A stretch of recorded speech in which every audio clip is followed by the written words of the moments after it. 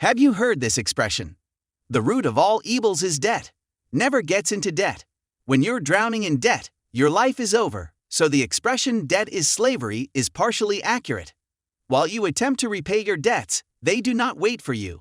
Since no one lends money for nothing, there is always interest accruing daily. Nevertheless, the United States has embraced debt. The total consumer debt in the United States is nearly $15 trillion, and the average household owes over $5,300. The U.S. gross domestic product is slightly more than $21 trillion, which means the entire economy is comprised of that. But I have good news for you, that is not always a bad thing. This opinion is unpopular because the majority of our debts are bad debt. You likely have credit card debt, a car loan, and possibly student loan debt. And you believe that it will take you decades to pay off all of these debts. How could debt possibly be something positive? In order to comprehend how debt can be beneficial, let's examine how wealthy individuals continue to use debt to increase their wealth.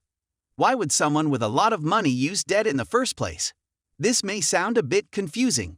This is intended for use by people with limited financial resources. This is not how capitalism functions. This is a potent instrument if you know how to utilize it. And in this video, you will learn how wealthy individuals use this to earn even more money. So give this video your approval, and let's get started. Number 1. Most of the trade is based on that. It may sound controversial, but it is a terrible idea to borrow money to start a business, and I would never do that myself. However, there are businesses, particularly traditional businesses, for which this is the best option. Suppose you wish to sell pens. It's a very common product that's practically always in demand. Ideally, you would fly to China and locate a factory that produces that type of pen at a reasonable price and with high quality. You would buy a container of pens, have them shipped to the United States, and then distribute them to your clients. Today, however, this is primarily done online through websites such as Alibaba, and you must fly to the factory for more complex products. However, there is a catch. You are not required to pay for the product in order to obtain it. Allow me to explain. China has become the world's factory in the past 50 years, producing virtually everything. Thousands of factories operate non-stop to fulfill the world's needs. To make it easier to sell, the majority of these factories would gladly lend you their products on the condition that you pay them back in the future. Obviously, they would not lend to strangers, so you will need to establish some form of rapport with them beforehand. However, this has been the case for the past 50 years. Once the client sells the product in the United States or anywhere else in the world, he will pay the factory and borrow additional items. You are essentially telling the factory, you already know how to produce it, so allow me to assist you with sales. If I can sell it for more than this price, I will have made a profit. This strategy is advantageous because you are not using your own funds in this transaction. Therefore, selling is one of the most valuable skills one can acquire. Number 2. Refinancing. Real estate debts are the best type of debt because they contain numerous loopholes. If you do not have a mortgage, you pay additional taxes. Rich individuals always have multiple mortgages to qualify for these deductions. Remember that every dollar that you are obligated to pay in taxes, but instead save is a dollar that you earn. So this is another way that people become wealthy, but let me give you a more concrete example. This is how essentially wealthy individuals become wealthy in real estate. Suppose you have $200,000 in savings. That is a substantial amount of money. But if we're being honest, that's chump change.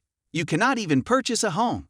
Since a 20% down payment is required, it is possible to obtain a mortgage for up to $800,000. But there is a catch. Suppose you find a property that costs $500,000 to purchase. It is in poor condition and requires some or extensive renovation. You obtain a mortgage from a bank with a 20% down payment. Let's say you plan to spend approximately 10% of the total cost of the home, or approximately $50,000 on renovations. You are once again required to rebank, but this time to refinance your mortgage.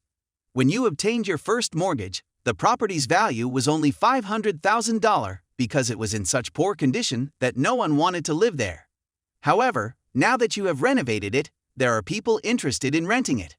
Therefore, the property's market value increases to $700,000, for example. Let's assume you're obtaining an 80% mortgage again, as you did the first time. However, 80% of $1 million is $560,000. The first bank that gave you a mortgage will receive $400,000 from the total amount.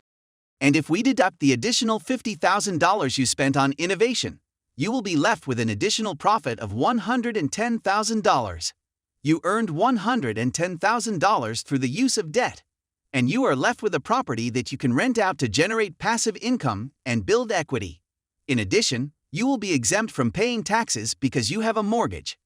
This is an extremely widespread practice among real estate investors. Can you now see that this is undesirable? I will await your response in the section for comments below. Number 3. Hedge funds. Hedge funds are created by the wealthy for the wealthy in order to enrich the wealthy. The majority of the time, they employ well-known methods. We use our best efforts to predict which companies will grow and increase in value, and we invest the money we will work so hard to earn in growth hubs for these companies. However, hedge funds frequently employ an entirely different strategy. As was the case with GameStop, they sought to profit when companies fail or declare bankruptcy. In this case, however, the internet presents a challenge to hedge funds and causes them to lose more than $13 billion. However, how do hedge funds profit from debt? Let's say you expect a certain stock to decline, such as Facebook, because you know that Apple, the most popular smartphone manufacturer, will announce next week that they will no longer allow apps to track your online activity, such as Facebook or Instagram, and will make privacy their top priority, which will severely damage Facebook's business model. Therefore, you pick up the phone and call your broker to borrow one Facebook share. That cost, say, $100 and immediately sell it for $100 on the open market. Congrats! Now that you have $100, you still owe your joker one Facebook share. Suppose you are correct. The Facebook stock price will drop to $70 the following week. Use that $100 to purchase one Facebook share for $70 due to the price drop. Then return the stock to your broker and keep the difference. And if we deduct the additional $50,000 you spent on innovation, you will be left with an additional profit of $110,000. You earned $110,000 through the use of debt, and you are left with a property that you can rent out to generate passive income and build equity. In addition, you will be exempt from paying taxes because you have a mortgage. This is an extremely widespread practice among real estate investors. Can you now see that this is undesirable? I will await your response in the section for comments below. Number 3. Hedge funds. Hedge funds are created by the wealthy for the wealthy in order to enrich the wealthy. The majority of the time, they employ well-known methods. We use our best efforts to predict which companies will grow and increase in value, and we invest the money we will work so hard to earn in growth hubs for these companies. However, hedge funds frequently employ an entirely different strategy. As was the case with GameStop, they sought to profit when companies fail or declare bankruptcy. In this case, however, the internet presents a challenge to hedge funds and causes them to lose more than $13 billion. However, how do hedge funds profit from debt?